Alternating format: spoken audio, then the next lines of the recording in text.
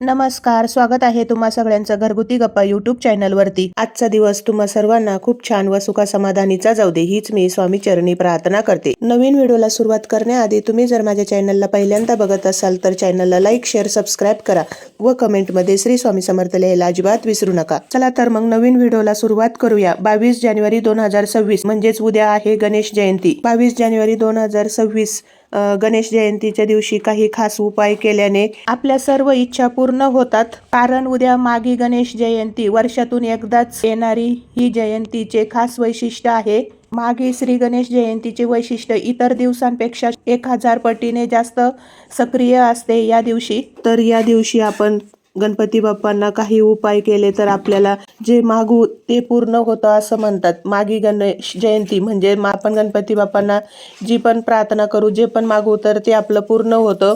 या दिवशी काही हळदीचे खास उपाय केले जातात व गणपती बाप्पा आपल्या सर्व इच्छा पूर्ण करण्यासाठी माघी गणपतीला काही खास उपाय केले जातात। तर ते कोणते व ते कसे करायचे याबद्दलची संपूर्ण माहिती बघण्यासाठी हा व्हिडिओ शेवटपर्यंत बघा, स्किप न करता। असं म्हणतात की माघी गणेश जयंतीच्या दिवशी चंद्राचे दर्शन करायचे नसते, तर उद्या माघी गणेश जयंतीच्या दिवशी आपल्याला चंद्र उदय झाल्यावर चंद्राचे दर्शन हे घ्यायचे नाहीये। या दिवशी आपण चंद्र बघितल्याने आपल्याला खूप मोठा दोष आणि चोरीचा आळ सुद्धा लागू शकतो, म्हणून या दिवशी चंद्रदर्शन हे घेतले जात नाही। त्यामुळे आपल्याला रात्री चंद्राकडे बघायचं नाहीये। चुकून जर आपण चंद्र बघितला उद्या तर त्याची घेऊन क्षमा मागायची आहे। असं म्हणतात की या दिवशी चंद्र बघितल्याने आपल्याला काही दोष लागतात। उद्या माघी गणेश जयंतीच्या दिवशी आपल्याला चंद्रदर्शन हे घ्यायचे नाहीये। जसे चंद्रदर्शन घेणं हे अशुभ मानले जाते, पण त्या दिवशी आपल्याला काही सेवा उपाय करणे हे खूप शुभ मानलं गेलेलं आहे। या दिवशी आपण केलेल्या उपायामुळे मागाल ते मिळेल। तुम्हाला जर तुमच्या करिअरमध्ये, मुलांच्या शिक्षणामध्ये काहीही मागायचं असेल तर या दिवशीचे हे खास उपाय करा। माघी गणेश जयंतीच्या दिवशी मुलांच्या शिक्षणात अडथळे येत असेल, नोकरीमध्ये, प्रगतीमध्ये अडथळे येत असेल तर तुम्ही या दिवशी गणपती बाप्पांना 21 दुर्वांची जुडी अर्पण करायची आहे। पण ही 21 दुर्वांची जुडी अर्पण करताना आपल्याला पहिले त्या दुर्वा हळदीच्या पाण्यामध्ये बुडून गणपती बाप्पांच्या चरणावर अर्पण करायचे आहे। म्हणजे आपल्याला 21 दुर्वा वाहताना त्या आपल्याला हळदीच्या पाण्यात बुडून गणपती बाप्पांच्या चरणावर अर्पण करायचे आहे। असं केल्याने आपल्या मुलांना शिक्षणामध्ये, नोकरीमध्ये यश प्राप्त होते। तसेच तुमची जी काही मनोकामना असेल, तुम्हाला जी काही इच्छा असेल त्या इच्छापूर्तीसाठी सुद्धा तुम्ही हा उपाय करू शकतात। माघी गणेश जयंतीच्या दिवशी हा उपाय केल्याने गणपती बाप्पांना आपण जे काही मागू तर ते पूर्ण होतं।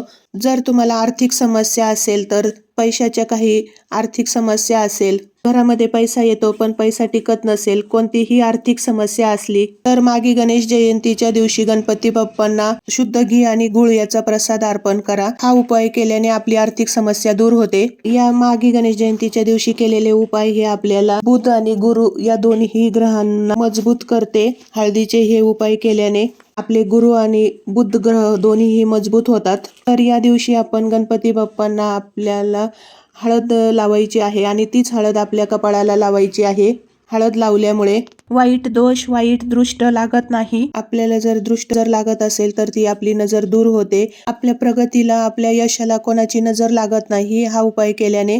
तुम्हाला जर वाटत असेल वर्षभर आपल्याला गणपती बाप्पांचा आशीर्वाद हा प्राप्त व्हावा, तर त्यासाठी या माघी गणेश जयंतीच्या दिवशी गणपती बाप्पांना आपल्याला जल अर्पण करायचे आहे। आणि जल अर्पण करताना आपल्याला त्या जलमध्ये थोडीशी हळद आणि तीळ अर्पण करून आपल्याला गणपती बाप्पांना जसं सूर्याला आपण अर्घ्य देतो त्या पद्धतीने गणपती बाप्पांना आपल्याला ते हळदीचं जल अर्पण करायचे आहे। त्यानंतर हळदीचा असा उपाय आपल्याला तुळशीला सुद्धा करायचा आहे। चिमूटभर हळद ही आपल्याला पाण्यात टाकून ती पाणी तुळशीला अर्पण करायचे आहे। असं केल्याने आपल्याला वर्षभर गणपती बाप्पांचा आशीर्वाद हा प्राप्त होतो आणि आपण मागाल ते आपल्याला मिळेल। हा उपाय करताना आपल्याला गणपती मंत्र जप करायचा आहे। ओम गण गणपते नमः या मंत्राचा जप करायचा आहे आपल्याला हा उपाय करताना। या दिवशी सेवा करताना, उपाय करताना गणपती बाप्पांचा जप करणं ही सर्वात श्रेष्ठ आणि सोपी पद्धत आहे।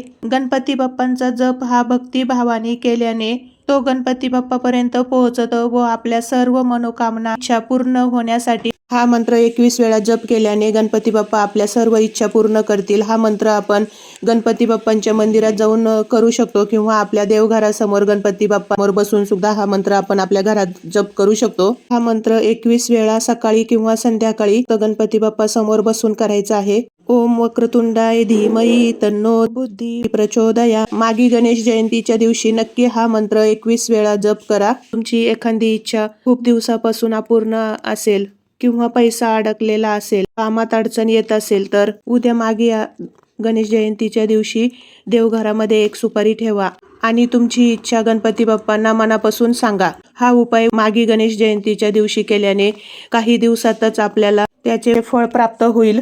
असं म्हणतात, मागी गणेश जयंतीच्या दिवशी गणपती बाप्पाला आपण जे काही मागतो तर ते आपलं पूर्ण होतं. त्यामुळे तुम्ही उद्या मागी गणेश जयंतीच्या दिवशी हा उपाय नक्की करा.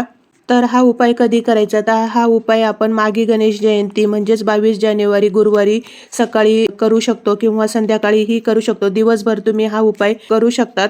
शक्य असल्यास ब्रह्ममुहूर्तावर किंवा सकाळी केला तर अत्यंत प्रभावी राहील. पण काही कारणास्तव तुम्हाला जर सकाळी करणं शक्य नाही झाला तर तुम्ही हा उपाय दिवसभर कधीही करू शकता. सकाळी लवकर ब्रह्ममुहूर्तावर स्नान करून देवघराची स्वच्छता करायची आहे. त्यानंतर आपल्याला गणपती बाप्पांची विधियुक्त पूजा करायची आहे. पंचामृताने किंवा साध्या पाण्याने अभिषेक नक्की करावा व अभिषेक करताना ओम गणपते नमः या मंत्राचा जप करू शकता किंवा गणपती अथर्व शिष्य म्हणून अभिषेक करू शकतात. अभिषेक झाल्यानंतर गणपतीला स्वच्छ पुसून लाल वस्त्रावर थोडेसे अक्षदा ठेवून स्थापित करावी. गणपती बाप्पांना धूप दीप नैवेद्य दाखवायचा आहे तिळगुळाचा. मागी गणेश जयंतीला तिळकुंड चतुर्थी असं देखील म्हणतात, म्हणून या दिवशी गणपती बाप्पांना तिळगुळाचं नैवेद्य नक्की अर्पण करायचं. इतर दिवशी आपल्याला उपवासाला तीळ हे चालत नाही, पण मागी गणेश जयंती तिळकुंड चतुर्थी असल्यामुळे आपण या दिवशी तीळ ही उपवासाला सेवन करू शकतो. त्यानंतर आपल्याला मूर्ती किंवा फोटो समोर बसायचा आहे आणि आपल्या उजव्या हातामध्ये एक सुपारी घ्यायची आहे. डोळे बंद करून तुमची जी काही इच्छा आहे ती मनापासून बोलायची आहे आणि एका वेळेस आपल्याला एकच इच्छा बोलायची आहे. आपली इच्छा बोलून झाल्यानंतर आपल्याला सुपारी उजव्या हातात तशीच ठेवायची आहे आणि 21 वेळा मंत्र जप करायचा आहे. ओम गणपते नमः, ओम गणपते नमः हा मंत्र आपल्याला 21 वेळा जप करायचा आहे. त्यानंतर एक वेळा गणपती अथर्व शिष्य म्हणायचे आहे आणि ती सुपारी आपल्याला गणपती बाप्पा समोर ठेवून द्यायची आहे. ही सुपारी 7 दिवस किंवा 11 दिवस आपल्याला देवघरातच ठेवायची आहे. 7 दिवसांनी किंवा 11 दिवसांनी ती सुपारी आपल्याला वाहत्या पाण्यामध्ये सोडून द्यायची आहे.